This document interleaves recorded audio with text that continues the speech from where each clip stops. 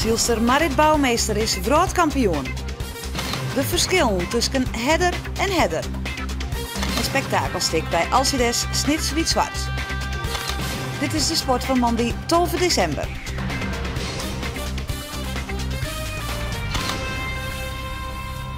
Goeien en welkom bij Boppenslag. In deze uitsturing ik nog omtinken voor de wedstrijd van Harkema's Boys onder leiding van de nieuwe trainer Robert Hedder.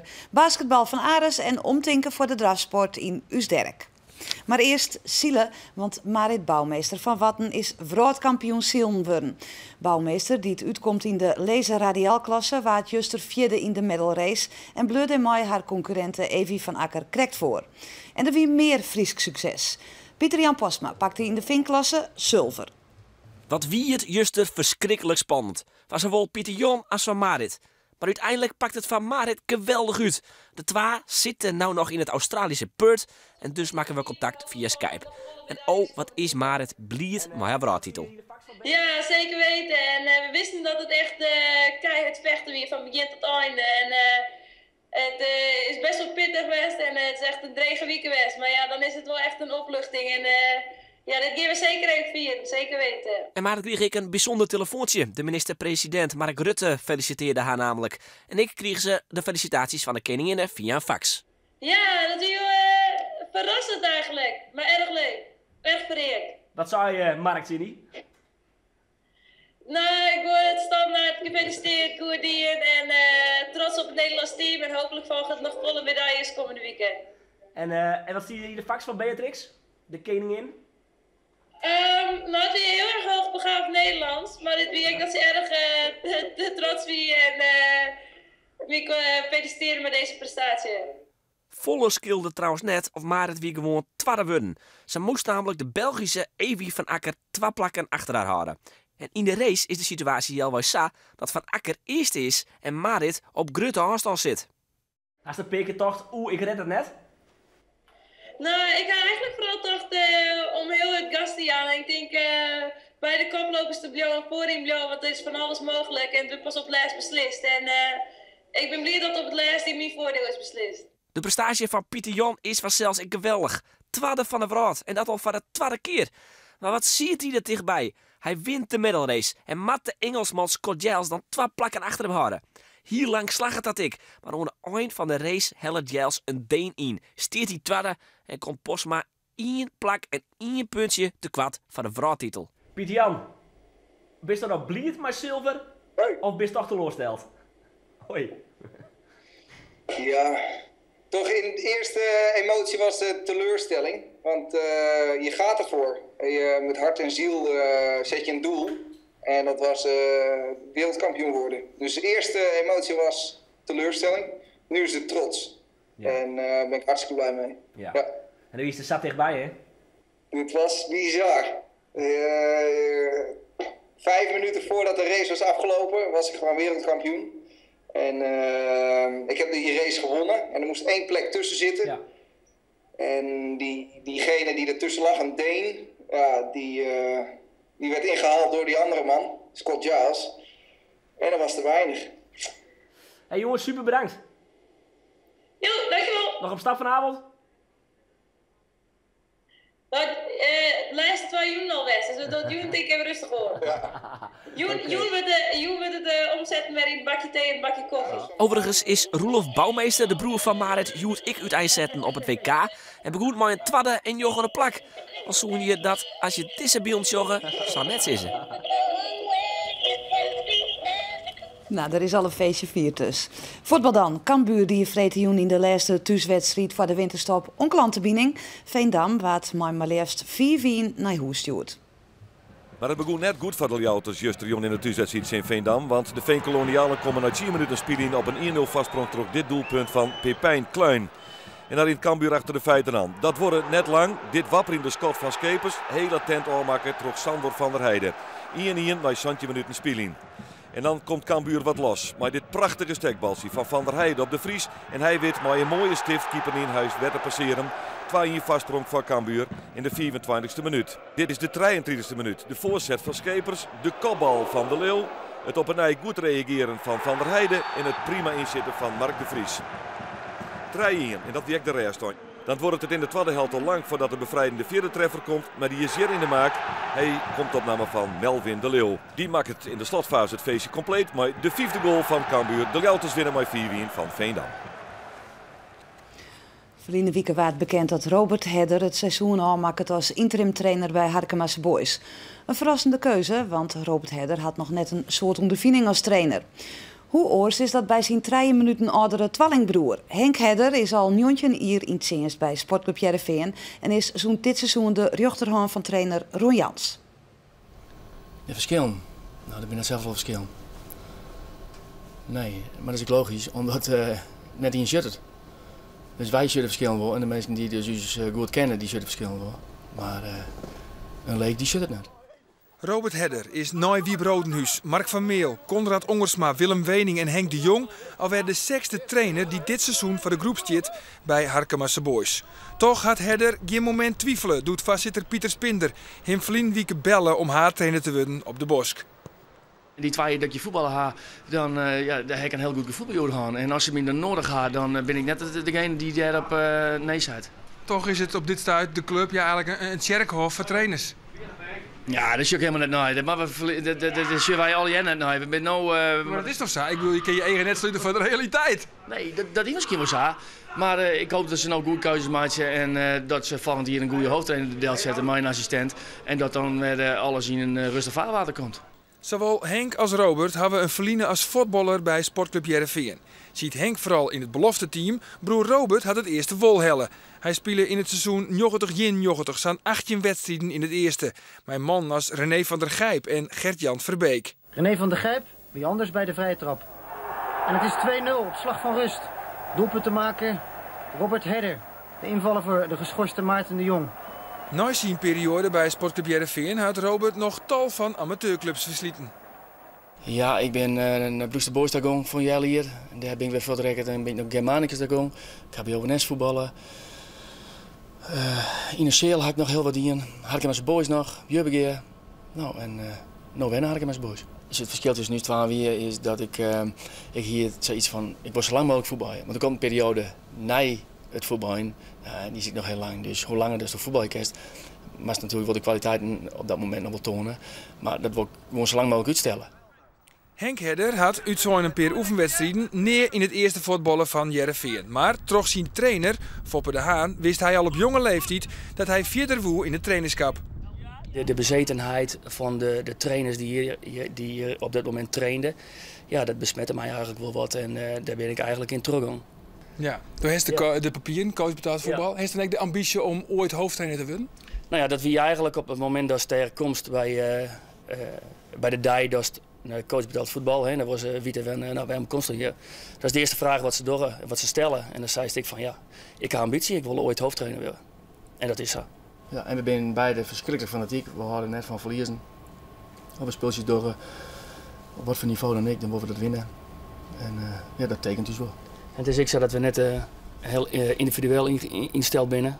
Dus we horen wel vaak om in een groep te wijzen, om elkaar beter te maken. En dat is wel belangrijk. Wij horen ook wel van gezelligheid. Bij de training bij Heerenveen en bij Harkemasse Boys is goed te zien dat er overeenkomsten binnen.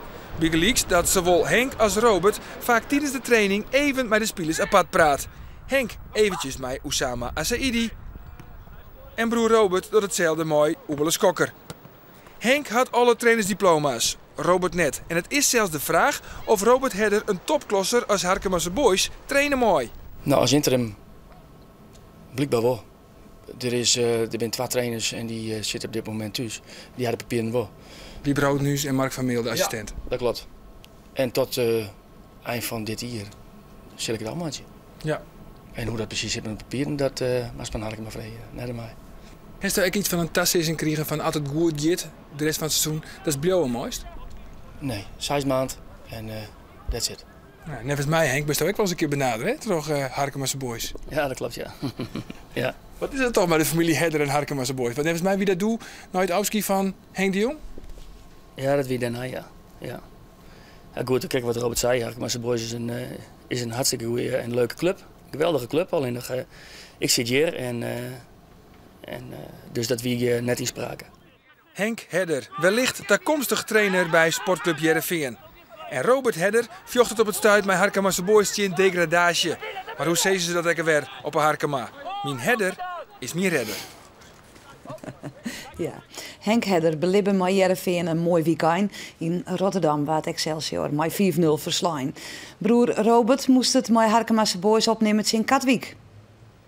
Katwijk is van het begin al de betere ploeg. Het is inrichtingsverkeer naar het doel van Jacob de Vries. Dit is al net 30 tellen. Het doelpunt? Nee, krijgt net. Het aluminium. De inzet wie van die behendige rechteromvaller van Katwijk, Donny van Ooyen. En dan moeten we toch nog een heel uur wachtje ont de openingstreffer. Maar die komt dan in de 22e minuut. Het doelpunt van Martin van Ewijk. Het is dik en dik verzinnen. Krek van het skoft komt ook de 2-0 van de thuisploeg. Van Ewijk naar Jonge Nelen, die zocht Donny van Ooyen vrijstien. En van Ooyen passeert de Vries voor de tweede keer. Harkemasse Boys stelt botteloor. Creëert in de eerste 44 minuten geen enkele fatsoenlijke koers. En dan komt Katwijk weer. Perfecte vastzet en de 3-0. Het eindstation op een nij van Ooyen. Harkemasse Boys moet dan oppassen dat het net een afstraffing wordt. Daar lijkt het wel op, want 3 minuten later, dit is de 4-0. Prachtige aanval via de rechterkant. Jonge Nelen maakt het de 4-0. Dan doet Harkemasse Boys wat weer waarom. De vrije trap is van Jeni. Dit is Koos Werkman. En hij maakt het de stoon iets wat draaglijker. Het wordt zelfs 4-2, een kwartier van de eind. Door een doelpunt van Jordi van Wiek. Harkemasse Boys zet dan om met een slotoffensief. Dit de vrije trap van Oebelos Kokker. Maar de 4-3 komt net op het scorebord. Sterker nog, invaller Bob Koning bepaalt uiteindelijk de eindstand op 4-2. Het budget het 12e verlies van de Boys dit seizoen. En dus staan ze er net florissant voor. De staan in de topklasse. Spakenburg giet onder leiding met 36 punten en is herfstmeister. Voor Rijnsburgse Boys en GVVV. Harkemasse Boys vinden we waarom op het 13e plak met 12 punten uit Sontjen spelen wedstrijden. En ONS de Haatklosser verleert dit weekend de koppositie. De Snitsers verleerden in Assen met 3-1 van ACV. Nou, die orensnitsers dan. Want Snits Wietswat is dwaande met een sterk seizoen in de Snijns Haatklasse. De ploeg van Johan Grote is met gemiddeld 22 jaar de jongste van de Haatklasse, maar stiet op een krees tweede plak. Snijns speelden ze in Meppel de topper in de nummer 4 Alcides en de winnaar pakt de tweede periodetitel. Wat er ook gebeurt en wat de uitslag ook is, ik zeg een groot compliment voor deze groep. Want we hebben voor de winterstop fantastisch gedaan. Dus, en wij moeten vandaag niet, wij willen graag. En dat is een wezenlijk verschil. Alcides in het giel, maar in de spits Jume Ramos, de topscorer van Alcides. Ja, voor beide ploegen staat er een soort op het spul, want wie winst is de tweede periode een feit. Maar het is Snits Wietswat, hier via Kees Smaal. En die stuurt dan Marcelino Merino Morato voort en die mikt in de lange hoeken. En zorgt het na 14 minuten voor de 0-1 voorsprong. Een lekker begin voor Snits Wietswat. Maar ze komen onder druk. En hier ligt het hens, maar er wordt terugspelen. En dan een heel zoeterig oortredingje. En dat vindt de scheidsrechter Piet van Eck wel genoeg voor een penalty. En daar staat Jume Ramos en die brengt na 24 minuten beide ploegen weer in lichtlicht. In de tweede helft maakt Johan Grote zien dat zijn ploeg hetzelfde niveau helpt als die eerste helft, want dat weer goed. Maar dit bart al direct in het begin. Winfried Tromop scoort de 2-1 in de 48e minuut. En dat is dan toch even een domperke van Snits Wietswat, wat ik even een beetje de trie kwijt is. Prachtige redding hier van Theo Timmermans op de inzet van Jume Ramos.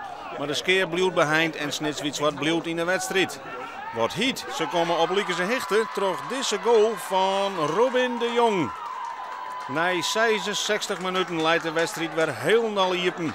En leidt Snits op goede koers van die periode. En er zit meer in, want de Snitsers zijn dominant. Hier met invaller Joni Gregoria en die plaatst de bal dan net bij Frederik de Jong. En daar blijft een grote mogelijkheid lezen op een voorsprong. En aan de andere kant, daar ridden we Jume Ramos met een verwoestende linker. En dan wordt het 3-2 in de 80ste minuut. En dan zorgt het er mee uit. Maar Johan Grote stuurt al zijn man vooruit. Daar is het te heljen. Kevin Huytema met een fabelachtig mooi doelpunt. Kevin Hoytema in de 89ste minuut. Hij hier sneun zijn paken naar het halfbracht en belooft dat er scoren zou. En de dochter dan op deze wijze. Vadij paken, zei er. En het punt liep het binnen. Maar dit is de 94ste minuut met Yume Ramos. En ja, hij scoort zijn tweede goal deze wedstrijd. Zijn 20ste alweer van deze competitie. En hij zorgt voor de winst van Alcides met 4-3. Een hele soere nederlaag voor Snitswit-Zwart. Toch 3 treffers van Yume Ramos. Ja, ik denk voor het publiek was het echt een topper. En we staan aan de verkeerde kant van de score, maar dit was wel een wedstrijd. En ik heb de jongens een groot compliment gemaakt. De manier waarop wij gevoetbald hebben, ja, vond ik toch heel erg goed. Je weet dat je, als je wint en dan pak je de periode en dan, dan heb je wat om voor te voetballen. Een echte topper is het geworden nadat Dio de competitie uit is gezet. En als je hem dan zo in de 94ste minuut moet verliezen en achteraf ook nog hoort dat je aan een gelijkspel genoeg hebt, dan is het heel zuur om zo te verliezen. Het was een dure laatste goal in die, want bij 3-3 hier Snitswit-Zwart de tweede periode woen en hier ze op het deelt eerste plak kwam. Nu is Alcides jest kampioen en deelt Snitswit-Zwart het tweede plak met nog 3 ploegen. De strijd om de titel leidt nog vol slijn iepen. Na een wat mindere riege binnen de basketballers van Lazolek Ares nou weer goed waande. De Ljouters wien de aansluiting met de top even kwijt, maar toch 3 overwinnings op riege giet het weer dat het sliet jaagt. Bij een overwinning op Nijmegen stiert Ares er weer hielendal bij. De top is breed, want er binnen maar liefst 6 ploegen niet alle jaar dicht bij elkaar staan en Nijmegen is er één van. En Ares zet vol uiteen in deze wedstrijd. In het eerste kwart binnen oppermachtig. De verdediging stiert goed en haast alle shitpogingen van Ares die volle koert. Lance Dieter, een van de grote man aan de kant van Ares, de Amerikaan. Tot het rest gewoon brengt de bal bij Mark Sanchez.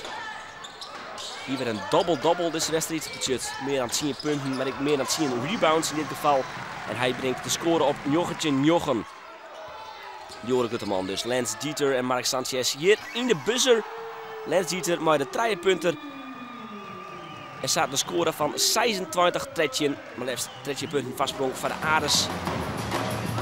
Naast de Samba Band, een Fries-Braziliaanse drumband aan West staat, dan dreunt Ares de Nij nog even terug.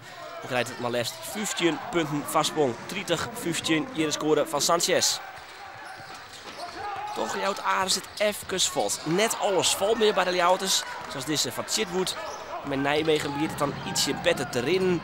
De rebound is van Nijmegen onval keurig naar Boeten. En dan de score van Vermeulen, de 3 punter. Nijmegen zet terug. Hier is de score van Bekkering. En ik een fout van Jos Poels. Als de vrije worp er dan ik nog in gaat, dan is het een minimale vastsprong nog maar van de Ljouters. 44-43. Maar Ares pakt er hij weer op. Nijmegen dit werd dwongen om moeilijke shots te maken. En hier de score van Punch. De misses, ik aan de kant van Nijmegen. De rebound van Sanchez. Lance Dieter dan. Hier maar een no-look pass. Heel vrij op Mark Peterhof. En die brengt de score op 54-44. Nijmegen komt op het laatst nog vol wat dichterbij. Maar via als 4 punten verschil, nee, komen ze net. En via Manny Adako maakt het Ares in de eindfase ijs Dienenburg. Ares wint met 66-69, vrij eenvoudig en voor de 4e keer op Riegen. De vraag is nou, waar laat het plafond van Ares? Nou, ja. Kijk, ik droom. Dromen, dat mag altijd, denk ik. Die ga ik niet hardop uitspreken. Maar ik denk dat... misschien later nog. Maar zoals we nu bezig zijn, geconcentreerd spelen, als team spelen, goed hard verdedigen. Als we dat voor langere perioden kunnen doen en we kunnen dat echt, dan denk ik dat we zeker thuis van iedereen kunnen winnen. En uit van eigenlijk alle ploegen het moeilijk kunnen maken. Maar dat vraagt een heel hoge concentratie. Ares stiet nou deelt vierde, maar als je, zoals je zien kennen, staan de eerste 6 ploegen heel dicht bij elkaar. Na je weekend speelt Ares in Den Bosch in de nummer 1 Eiffel Towers. In ons riege Derk willen we vanzelfs alle ins en outs weten over de draverij. Want kennis is macht, zo hebben we leerd. Dus togen we vreten uit de drafbaan in volverkeer om te leren hoe je het beste gokken kennen. Alhoewel ik geloof dat je spilling zezen matte.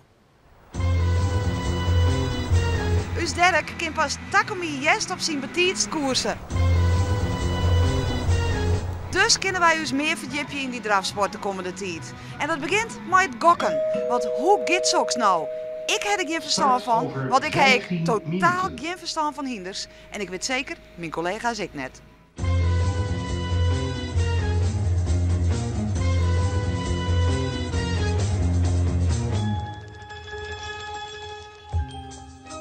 Ik heb 10 euro meegekregen, dus ik kan los.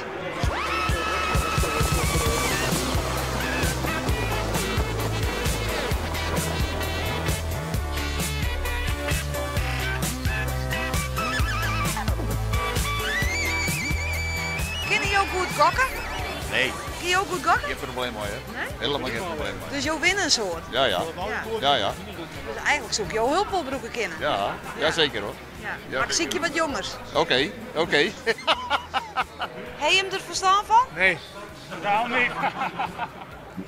Vast wel. Nou, denk ik niet. Dan kun je toch maar ik net helpen? Ja. Proberen. Ja. Proberen? Ja, altijd proberen.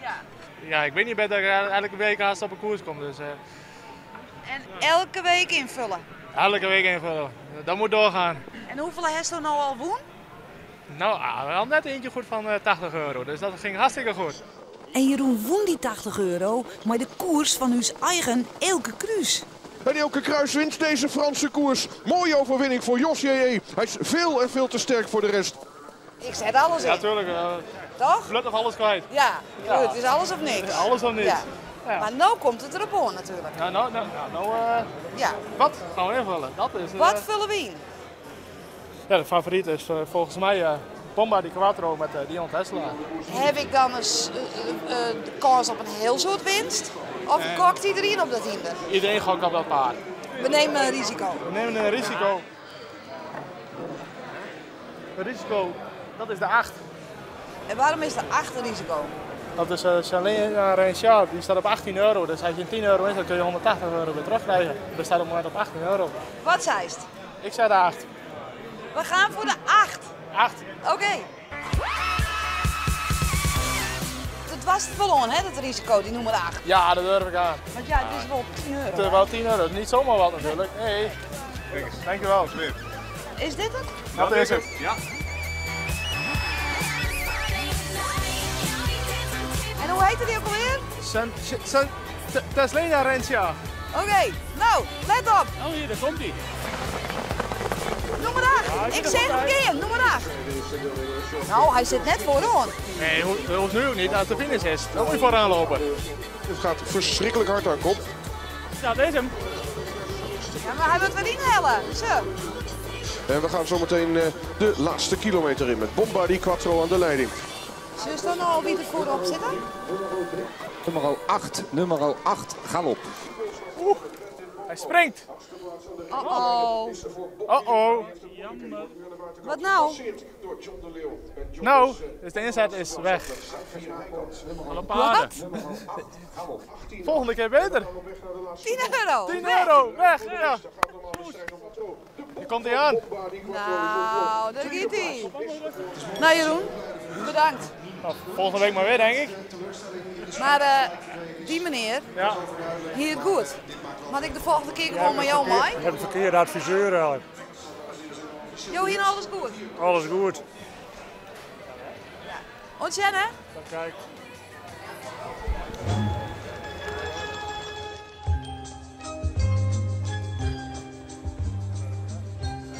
Ja, 145,40 euro. 145,40 euro. 145,40 euro. Die is voor mij. Toch wel een leuk jurkje. Want zo via de sport in Bobbeslag. Toen zie dan weer we er weer met het Bobbeslag Café. Dan is in alle gevallen te gast de nagelnijen wereldkampioene Sion Marit Bouwmeester. Nu dadelijk kies je nooit naar zijn joet. Nog een heel noffelijk joet aan wensen. Doeg!